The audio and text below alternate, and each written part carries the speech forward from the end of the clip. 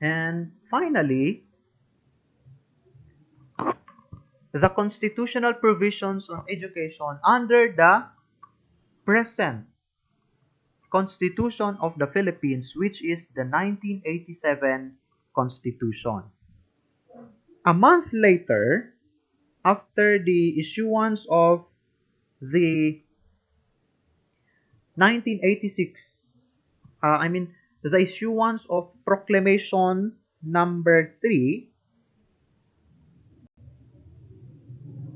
President Aquino issued Proclamation number 9, which created a constitutional commission tasked with writing a new charter to replace the 1973 Constitution.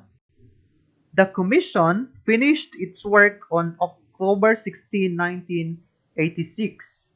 National plebiscite was held on February 2, 1987, ratifying the new constitution. On February 11, 1987, by virtue of Proclamation number 58, President Aquino announced the official canvassing of results and the ratification of the draft constitution.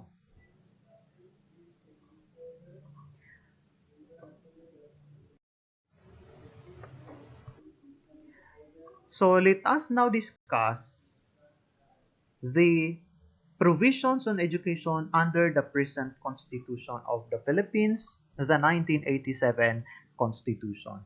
The provisions on education under the present Constitution is more detailed compared to the previous constitutions from the 1899 Constitution up to the 1973 Constitution.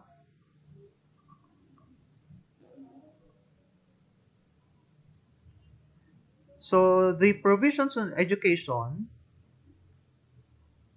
is under Article 14. Education, science and technology, arts, culture, and sports. So let us discuss first about the provisions on education. Section 1 states that the state shall protect and promote the right of all citizens to quality education at all levels. Okay? Quality education at all levels. And shall take appropriate steps to make such education accessible to all. Accessible to all.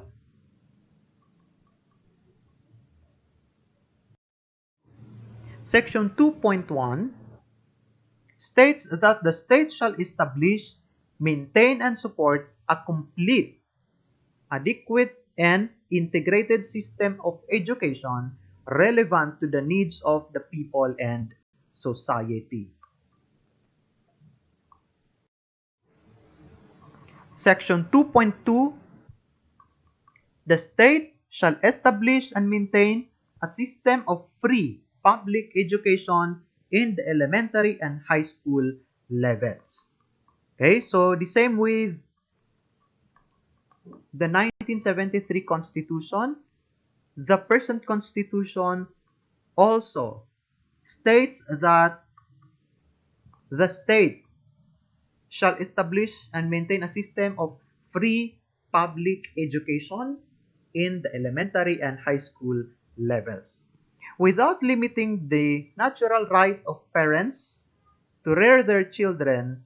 Elementary education is compulsory for all children of school age. Okay? Elementary education is compulsory for all children of school age.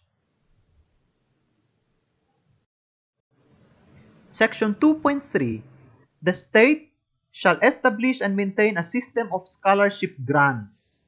That is why we have different scholarship grants under or being given by the government.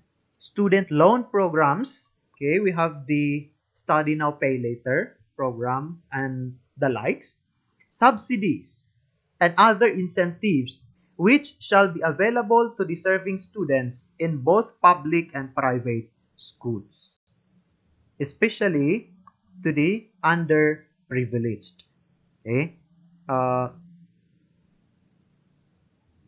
there are some that are given these privileges even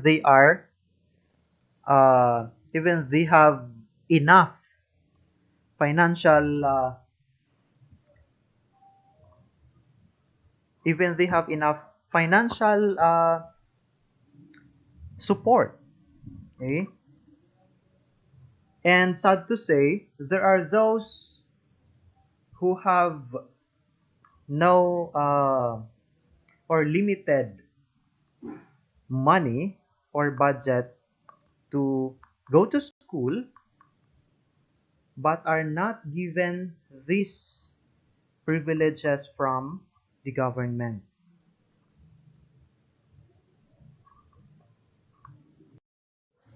Section 2.4, the state shall encourage non-formal, informal, and indigenous learning systems, as well as self-learning, independent, and out-of-school study programs, particularly those that respond to community needs.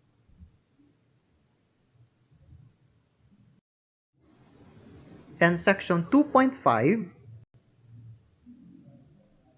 the state shall provide adult citizens, the disabled, and out-of-school youth with training in civics, vocational efficiency, and other skills. Section 3.1,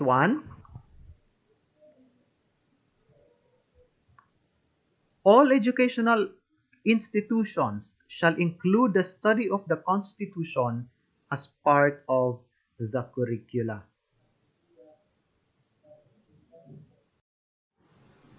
Section 3.2, they shall inculcate patriotism and nationalism, foster love of humanity, respect for human rights, appreciation of the role of national heroes in the historical development of the country, teach the rights and duties of citizenship, strengthen ethical and spiritual values, develop moral character and personal discipline, encourage critical and creative thinking, broaden scientific and technological knowledge, and promote vocational efficiency. That is why we have different courses or subjects being taught in schools from elementary to higher education. Okay, we have these courses about our national heroes. Okay, we have these courses about ethical and spiritual values. Okay, we have for now to uh, they are planning to bring back the course or subject GMRC for the elementary education. Okay, but for the new curriculum, we have this ethics course or subject in the higher education.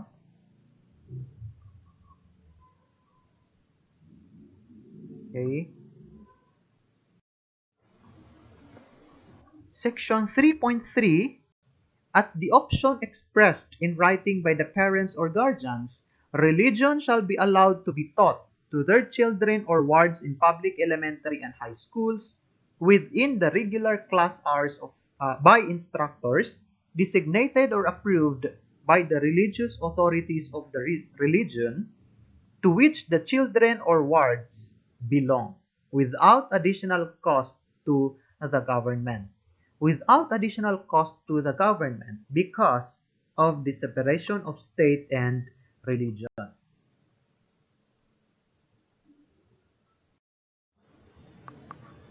Section 4.1, The state recognizes the complementary roles of public and private institutions in the educational system and shall exercise reasonable supervision and regulation of all educational institutions. That is why we have this Department of Education that supervises the uh, elementary and high school education. And we also have the Commission on Higher Education that supervises the higher education. We also have the TESDA, okay, that supervises vocational courses. And under the BARM, we have the Ministry of Basic, Higher, and Technical Education that supervises the educational system in the Bangsamoro Autonomous Region in Muslim Mindanao.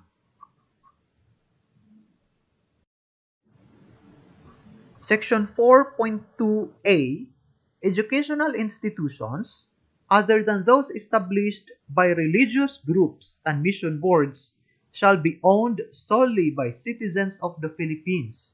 So, educational institutions must be owned by citizens of the Philippines. Or corporations or associations at least 60% of the capital of which is owned by such citizens. So same with media, okay? 60% of the capital must be owned by Filipino citizens. The Congress may, however, require increased Filipino equity participation in all educational institutions. So the minimum under the 1987 Constitution is 60% of the capital. But the Congress has the power to increase the Filipino equity participation.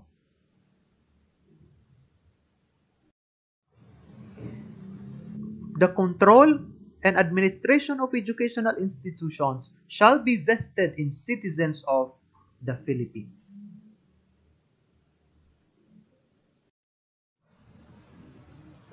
And 4.2c, Section 4.2c, no educational institution shall be established exclusively for aliens or those non-Filipino citizens, and no group of aliens shall comprise more than one-third of the enrollment in any school. But there is an exemption. Okay? This provision shall not apply to schools established for foreign diplomatic personnel and their dependents, and unless otherwise provided by law for other foreign temporary residents.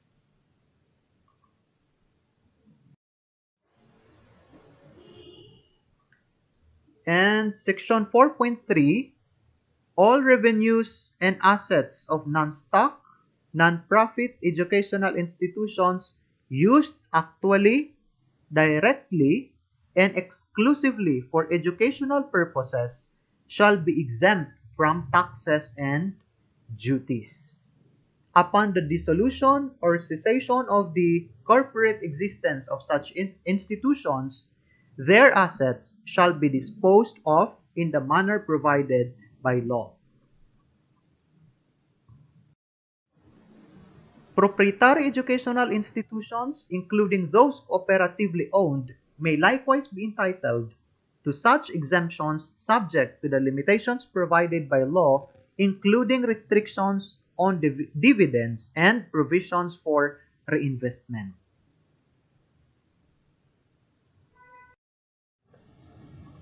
Section 4.4, subject to conditions prescribed by law, all grants endowments, donations, or contributions used actually, directly, and exclusively for educational purposes shall be exempt from tax. Section 5.1, the state shall take into account regional and sectoral needs and conditions and shall encourage local planning in the development of educational policies and programs. Okay? Because we have different uh, we have different needs. Okay? Every region has different needs. That is why the 1987 Constitution ensures the regional and sectoral planning, okay, local planning in the development of educational policies and programs. And that is also why the teaching of mother tongue in the under the K to 12 program, there are different the language that is used, okay, the language that is used depends on the locality. Okay, depends on the locality. Section 5.2, academic freedom shall be enjoyed in all institutions of higher learning. So for higher education, we have the so-called academic freedom. Academic freedom gives both students and faculty the right to express their views in speech, writing, and through electronic communication, both on and off campus, without fear of sanction, unless the manner of expression substantially impairs the rights of others, or, in the case of faculty members, those views demonstrate that they are professionally ignorant, incompetent, or dishonest with regard to their discipline or fields of expertise. Academic freedom does not protect students or faculty from disciplinary action, but it does require that they receive fair treatment and due process. Section 5.3, every citizen has a right to select a profession or course of study. You cannot force a student or a citizen, anyone, you cannot force anyone, okay, to study a specific course or profession. We have the right to select a profession or course of study, subject to fair, reasonable, and equitable admission and academic requirements.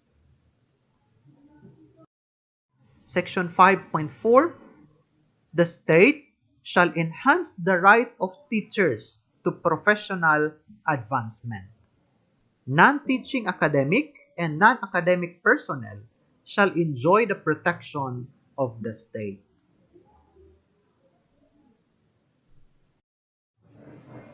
And Section 5.5, the state shall assign the highest budgetary priority to education.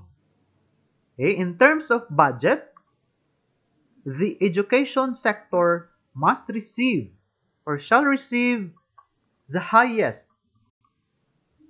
priority and ensure that teaching will attract and retain its rightful share of the best available talents through adequate remuneration and other means of job satisfaction and fulfillment. So those are the provisions or sections specifically for education. And let us now proceed with the provisions on language. Section 6A, the national language of the Philippines is Filipino. As it evolves, it shall be further developed and enriched on the basis of existing Philippine and other languages.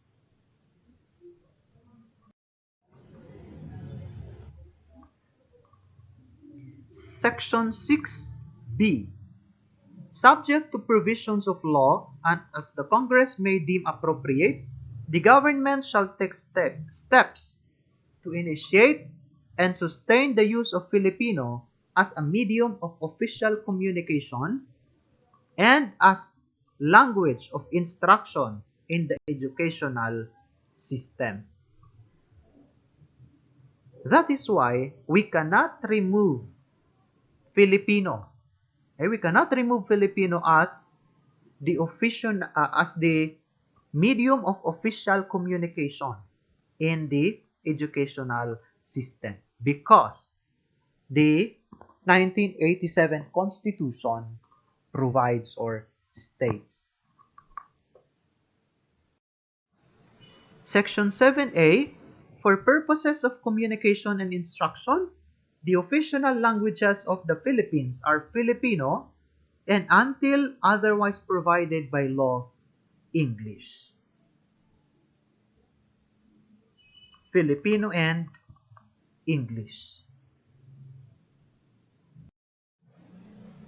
Section 7B, the regional languages are the auxiliary official languages in the regions and shall serve as auxiliary media of instruction therein. Okay?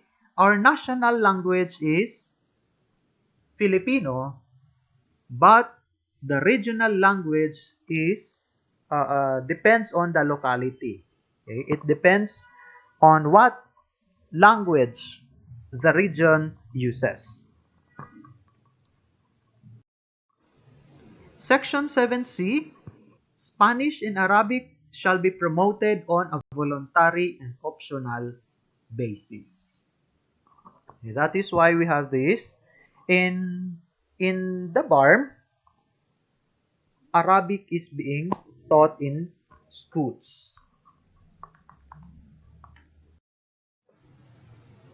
Section 8, this Constitution shall be promulgated in Filipino and English and shall be translated into major regional languages, Arabic and Spanish.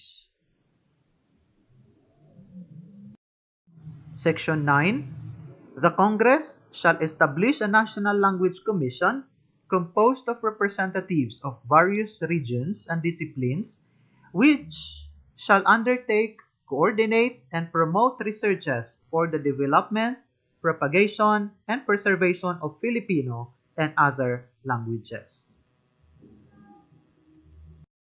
Okay, so those are the provisions on language. And we also have provisions on science and technology. Section 10, science and technology are essential for national development and progress. The state shall give priority to research and development, invention, innovation, and their utilization, and to science and technology education, training, and services. It shall support indigenous, appropriate, and self-reliant scientific and technological capabilities and their application to the country's productive systems and national life. At present, science and technology education is given priority by the government. Section 11, the Congress may provide for incentives, including tax deductions, to encourage private participation in programs of basic and applied scientific research. Scholarships, grants in aid, and other forms of incentives shall be provided to deserving science students, researchers, scientists, inventors, technologists, and specially gifted citizens. The Department of Science and Technology provides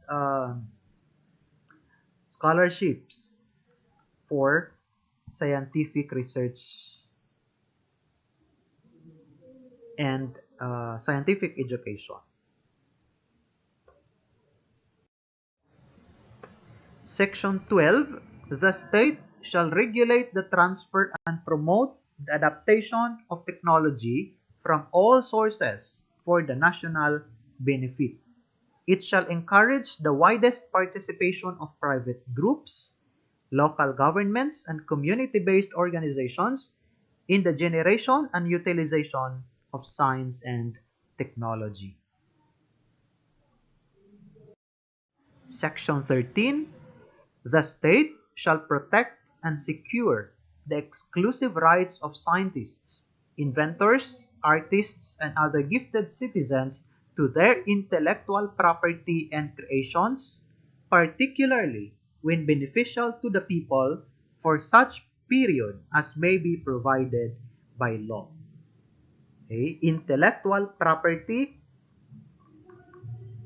is insured to be given to scientists, inventors, artists, and other gifted citizens.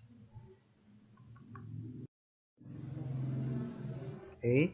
And we also have these provisions on arts and culture. Section 14, the state shall foster the preservation, enrichment, and dynamic evolution of a Filipino national culture based on the principle of unity in diversity in a climate of free artistic and intellectual expression.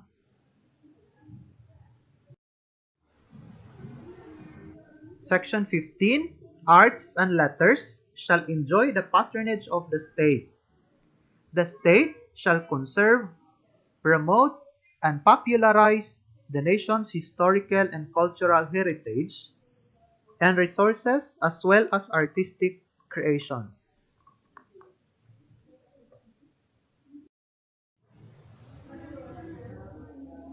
Section 16.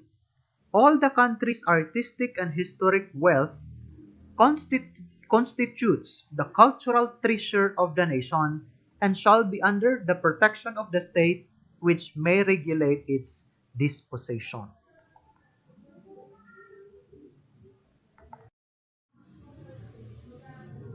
Section 17. The state shall recognize, respect, and protect the rights of indigenous cultural communities to preserve and develop their cultures, traditions, and institutions. It shall consider these rights in the formulation of national plans and policies.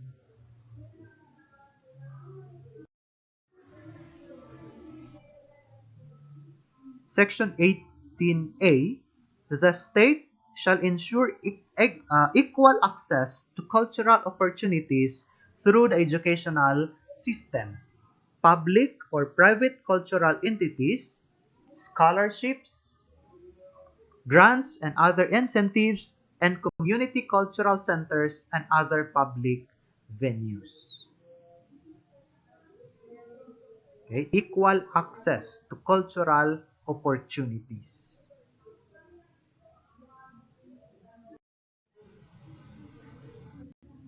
Section 18B. The state shall encourage and support researches and studies on arts and culture.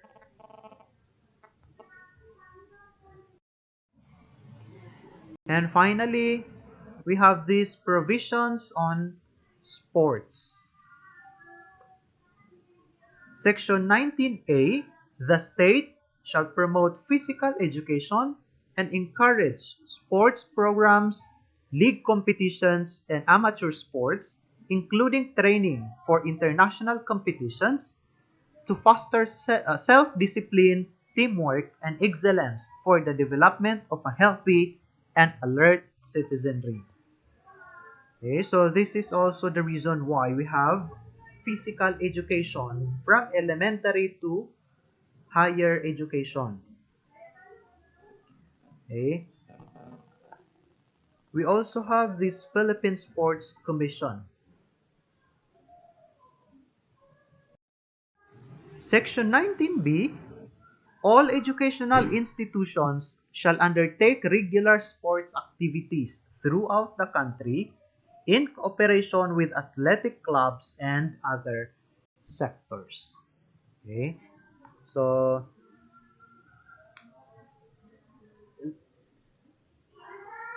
sports education or physical education, okay, must be incorporated into the educational system. So those are the provisions of provisions on education under the 1899 Malolos Constitution, under the 1935 Constitution, under the 1943 Constitution, under the 1973 Constitution, the 1986 Provisional Freedom Constitution, the 1987 Constitution, which is the present Constitution of the Philippines, as well as under the two laws passed by the U.S. Congress, the 1902 Philippine Organic Act and the 1916 Philippine Autonomy Act. So, as a summary, what kind of education is envisioned in the Constitution? As we can see, the provisions on education under the different constitutions of the Philippines, from the very first constitution up to the present constitution, are almost similar. Okay? Except for the present constitution, because the provisions on education under the present constitution is more detailed. The provisions are more detailed compared to the previous constitutions. Okay? Quality education at all levels. Okay? The kind of education envisioned in the Philippine Constitution is a quality education at all levels. Education accessible to all. That is why we have public education, because not every citizen of the Philippines can afford private education. Okay? Complete, adequate, and integrated system of education. Free public elementary and high school education. Okay, free public elementary and high school education. But for now, we also have this free tuition. Okay, free tuition for higher education. So, the government did not just stop in providing free elementary and high school education, but it also provided free tuition in higher education. Compulsory elementary education, solely owned by Filipino citizens.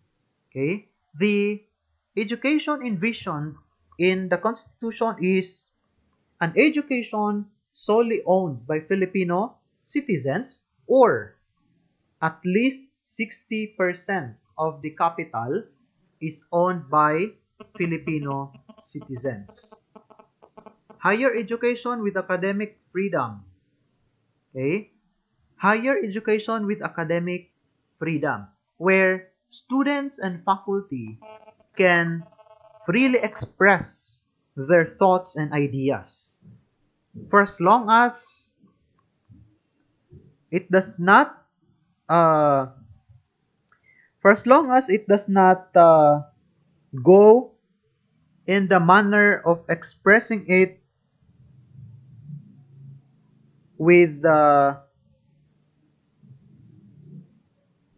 ignorance, okay, or incompetence, dishonesty, okay. Those are exemptions in the academic freedom, okay. And with highest budgetary priority.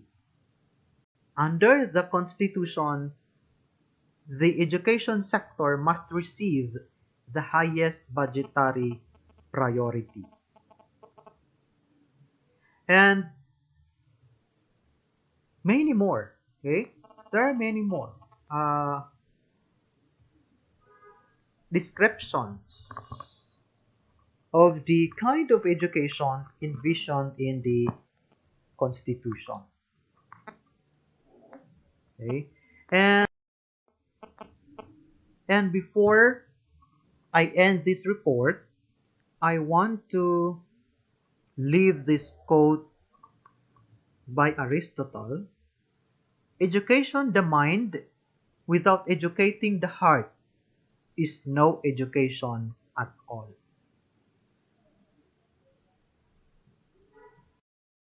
So thank you so much, and that's the end of my report in Educ 500. Thank you so much for listening.